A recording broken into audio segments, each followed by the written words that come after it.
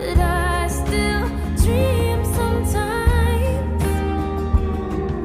I wonder what it's like when the fear is gone, and I hope it, but I still dream sometimes.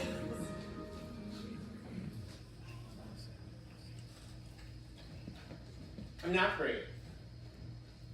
Not in the way that most people think of the word. I don't rush into burning buildings for a living or fly a helicopter in a war zone. Or, I don't know, dodge bulls like a macho matador in a Hemingway novel. I'm usually quiet. It embarrasses me to be noticed. I get nervous in crowds. I'm not weak, don't get me wrong. I'll fight like a hellcat if I'm cornered. I'll fight dirty too. I'm just not out in the world looking for that fight.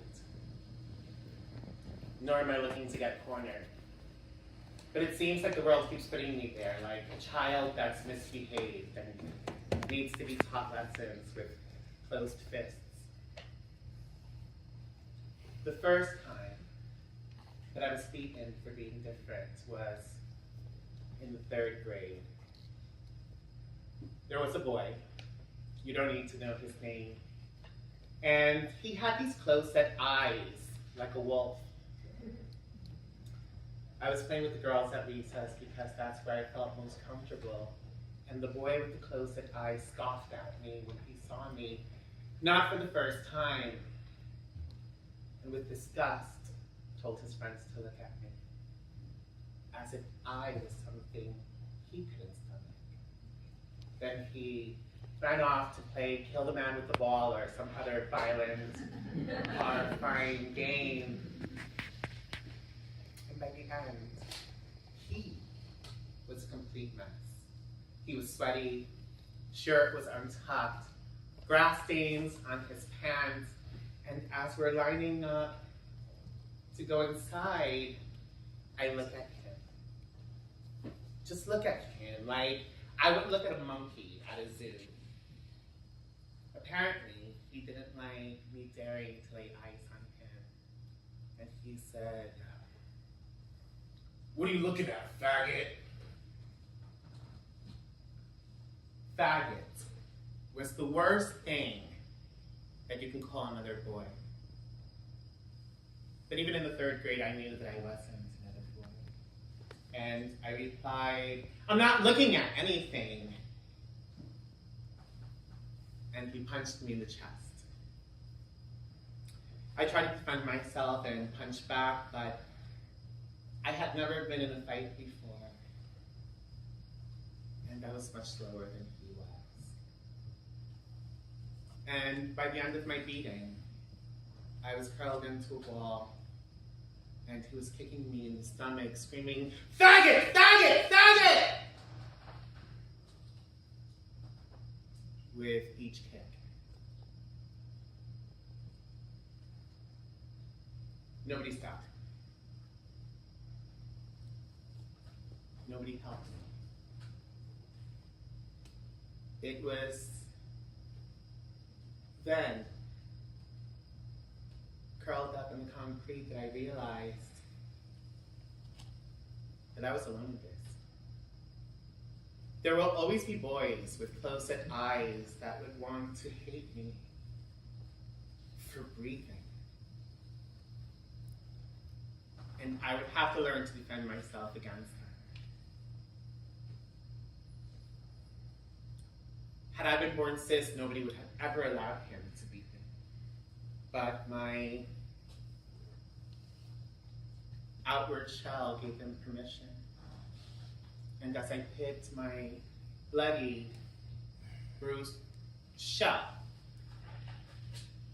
off the asphalt, I knew that that shell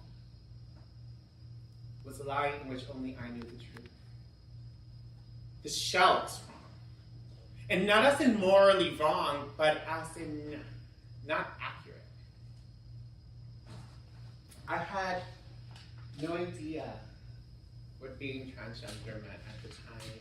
I had no language for it. The world is neatly subdivided into expectations and realities, and we're acclimated to being boys and girls. And let me add that personally, I had no problem with it. It works for a lot of people, and it gives them something to identify with and hopefully aspire to. And I wasn't immune to it. I absorbed it like any other child born into this society, and the construct of what a girl should be is what I want to be.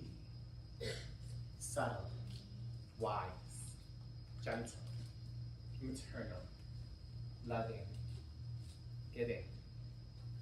Sexuality had nothing to do with it. I was 9. But behind that shell, on the inside, I was a girl.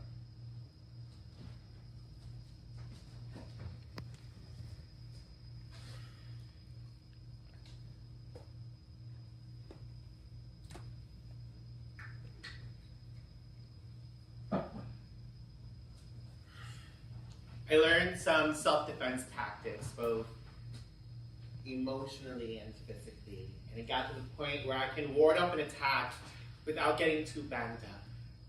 And if I had to, I could make a guy look pretty silly just punching at the air. And when it became more difficult for them to actually hurt me, they changed tactics. In middle school, every word I ever heard from a boy was a version of the word that the boy with the close-set eyes had used. Every day. Every word. Every trip down the hallway.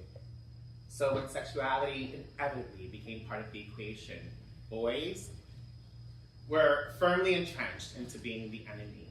I couldn't imagine being with a boy.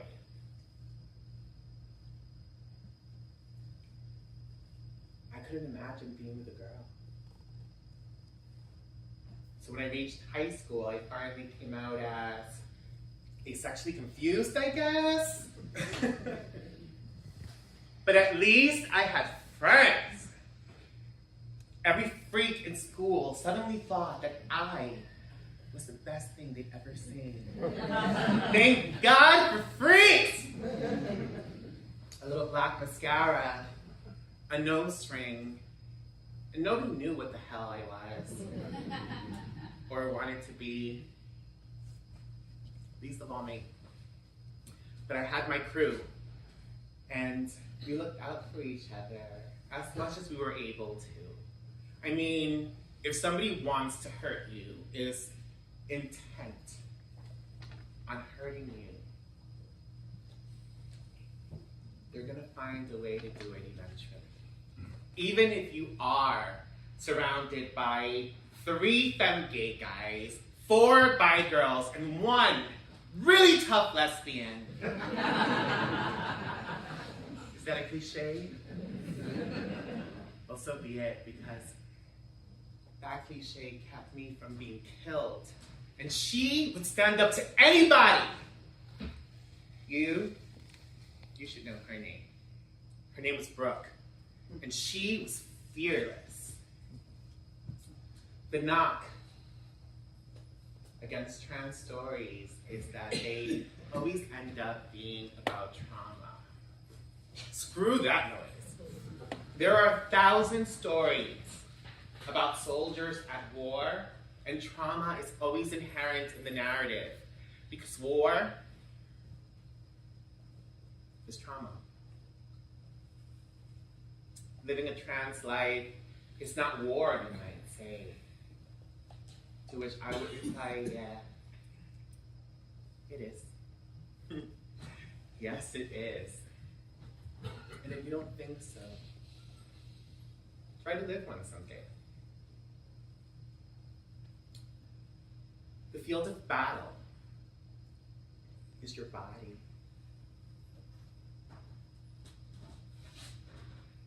Imagine a germ. Imagine. People cause it pain because they believe that they have the power and the authority to do so. Imagine somebody telling you that you're wrong about who you know you are. I'm a man. Nope. You're not. I'm a woman. No. We have determined that couldn't possibly be true. Now imagine they create laws to restrict you so that you can never live peacefully in your own skin. Imagine how abused you would feel with that institutionalized marginalization.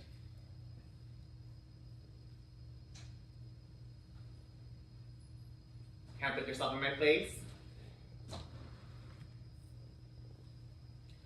Maybe that says less about me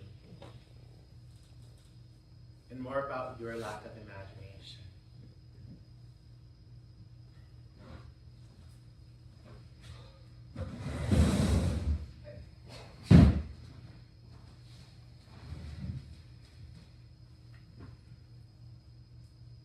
Let's try harder.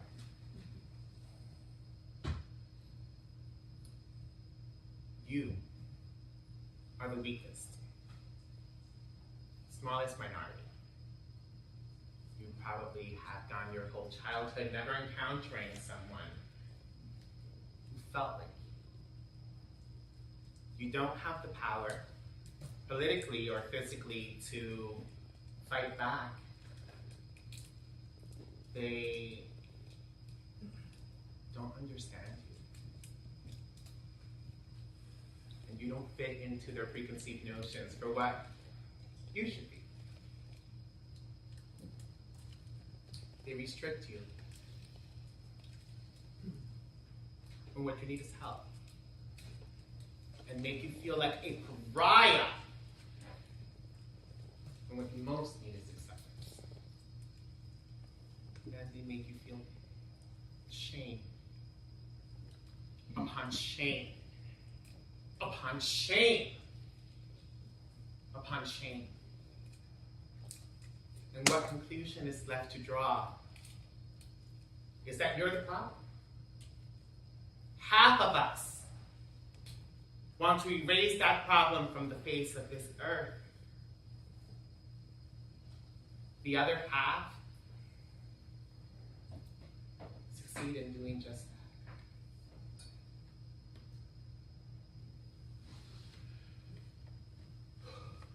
Imagine someone, anyone, tell me what bathroom you could use for the good of the children that you might hurt, because look at you! You must be a predatory monster. Let me tell you, I've never met a trans person that has ever hurt a child. Most of us have been hurt as children. We would never pass that pain on to an innocent person.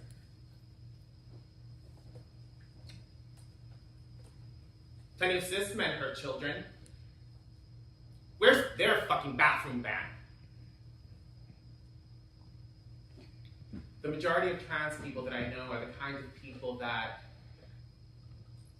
you would send into the bathroom with your kids to protect them and to make sure that they got out safely. Because unlike most, we have been assaulted in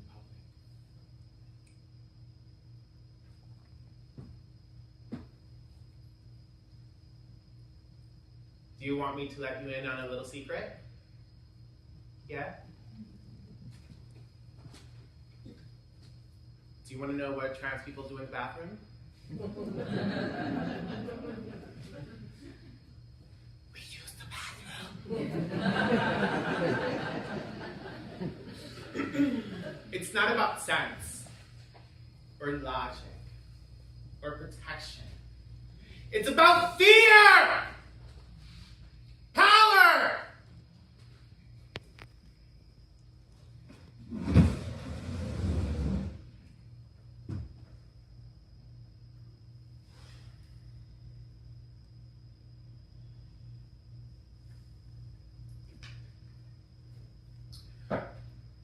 I'm sorry. I lost track of our little thought experiment. I'm not an angry person by nature. But sometimes anger is the only solace left. You may not like this part, and that's okay. You can believe it or not.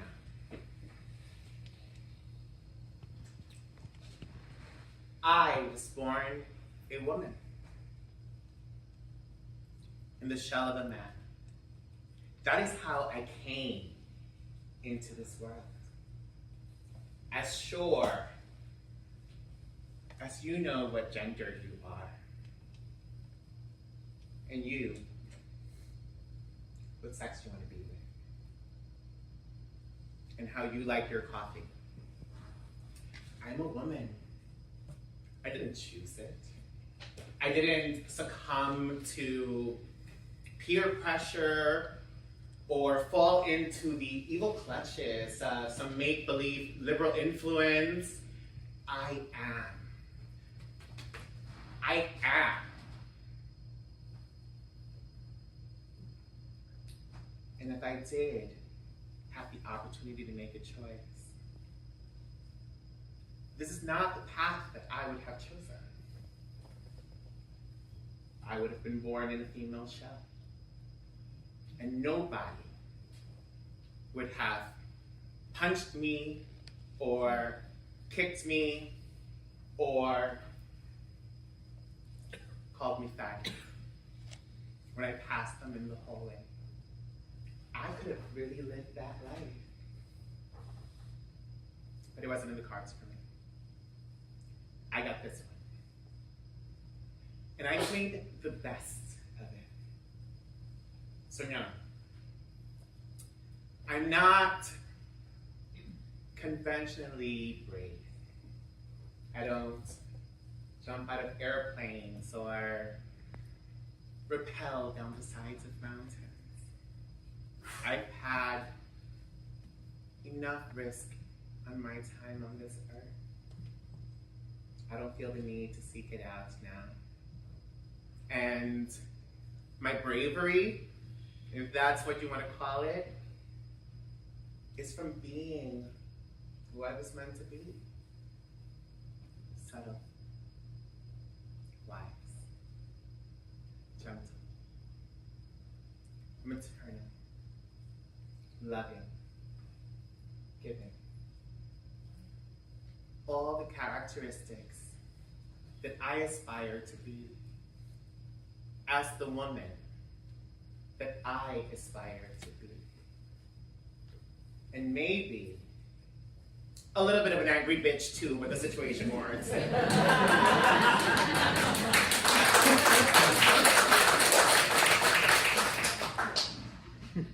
Because like the poet says, I contain multitudes.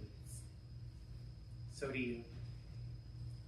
We all possess our worst and our best, sympathetic and cruel, accepting and distrustful, empathetic and vindictive. That is the choice that we have. Which version of yourself are you going to be? That choice has nothing to do with what shell you were born into. That's what's important.